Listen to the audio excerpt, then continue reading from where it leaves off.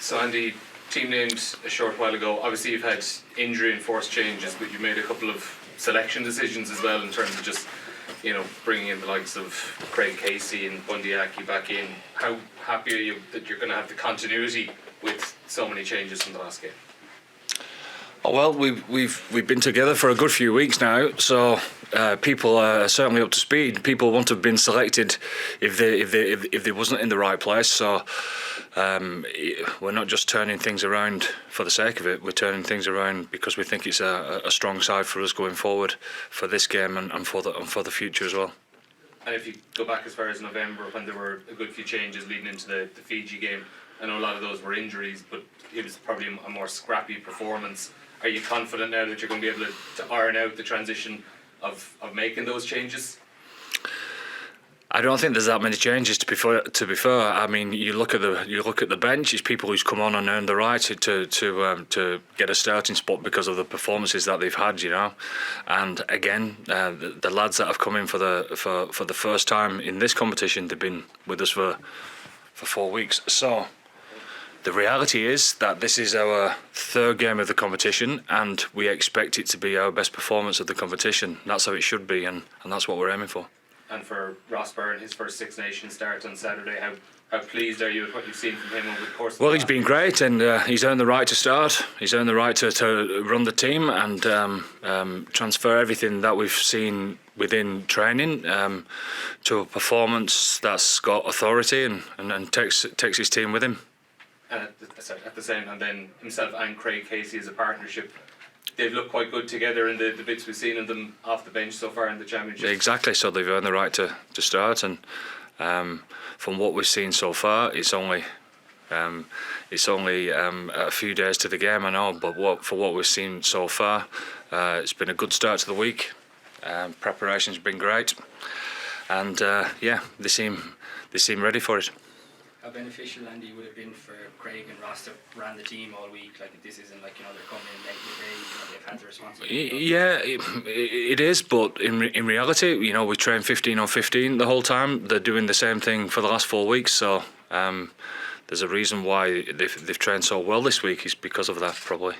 And Joey's obviously back in the wider squad. Yep. How has he kind of reacted, and what's he been like on the team this week? He's been great. He's a tremendous professional anyway. It's exactly what you would expect of Joey, to come in, get across his stuff straight away, making sure that he's across his own job, and then he fitting into the team stuff first. So he's with us travelling to Italy as well.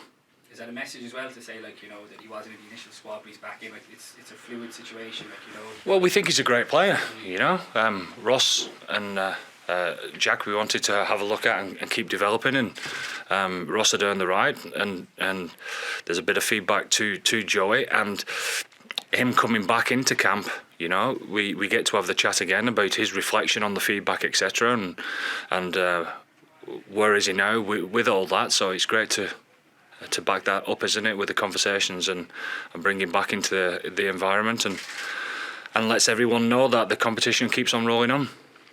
And you talked about people earning the right to play, going well off the bench. With Bundy and Jack coming in this week, what have you seen specifically from them that's impressed you? Oh, just the fight and the want has been pretty impressive. But I mean, they've added with the performances when they've come off the bench, obviously, but they've been hungry to get a chance to start in this competition, and they've earned that right, in my opinion, through. I mean, Jack's carrying has been very strong, Bundy coming on against Wales and 2 or 3 poaches there in big moments, he brings a lot of energy, and they earn the right to start and show what they've got this week, and they're part of the reason why we expect a good performance. There's some players in the squad, that were part of the team or part of the squad that lost Italy back in 2013. I'm just interested, have they spoken to the team at large, or have you noticed them talking to players, No. their free ground, anything like that? No, it's completely different to then, completely different. So the respect that we've got for Italy is exactly where it should be, very high. the development of what they've shown over the last 12 months has been super impressive. So we're in for a tough game. And there's a realisation of that when we look at them and analyse them. There's a reason why they're doing well. So this is a proper test match for us. Andy, what do you expect from Italy? I mean, what are those reasons for you from watching it? I mean, they look a lot fitter, a lot more cohesive, etc. And there's a reason for that. You know, there's a lot of accountability in how they play, especially in the set piece, and especially in their attack. You know, in how they go about playing. So they're energised. There's a belief in how they play the game, and we've no doubt that they'll be expecting to be at the best against us, and they'll be expecting to win. You know, as we would as well. What about Grufford? So have you a special plan for him? Well, you've got to look after a lot of things, you know, before you just talk about an individual. You know, so obviously you can make something out of nothing. There's an awareness of that. You know, defending him on your own would be pretty tough, but at the same time, you know, this is a team game, so making sure that we look after the tackle contest and the speed of ball, etc., all adds into that.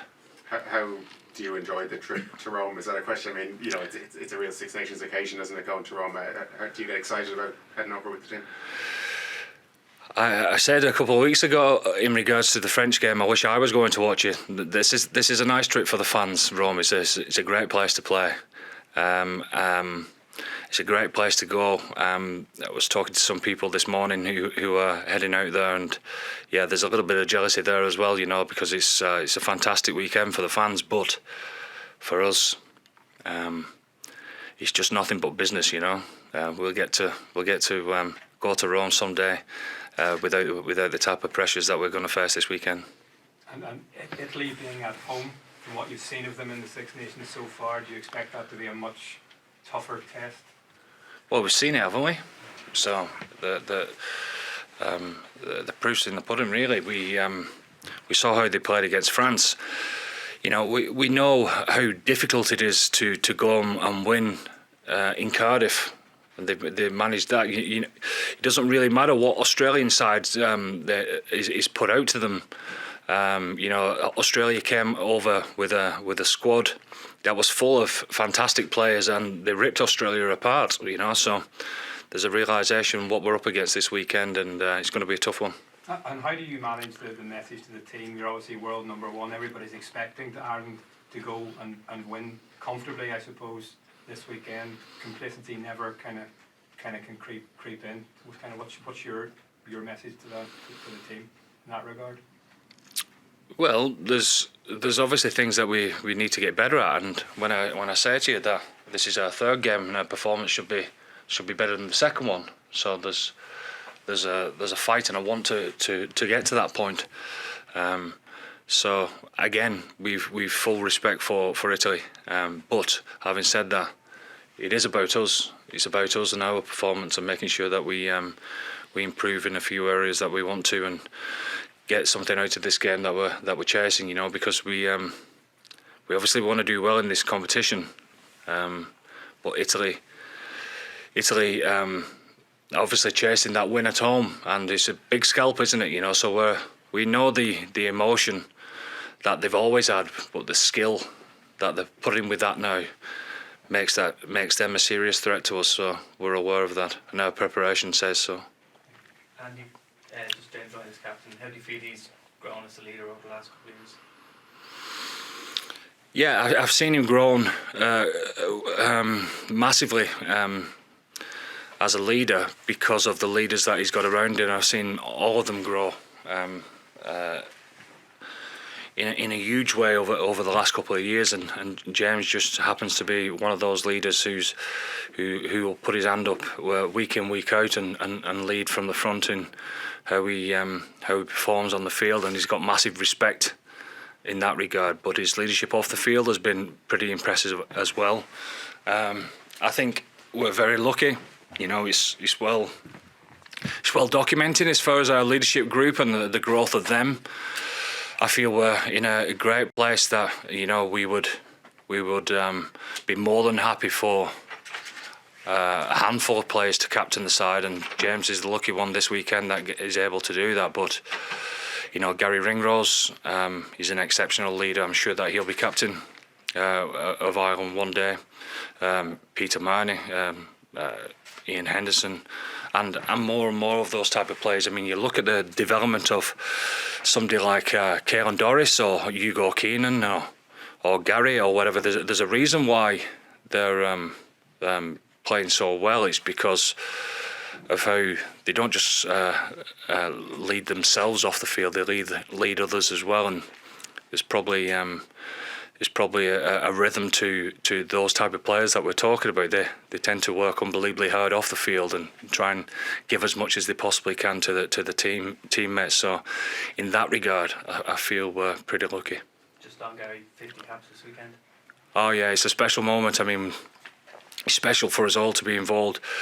With three lads a few weeks ago, and it was a great occasion for them. So there's no one more deserving than Gary. He's had a few injuries in the last few years. That's probably took a few caps away from him. But to be able to do it at the age that he's got so soon, as well as losing those games, says a lot about the type of player that he is.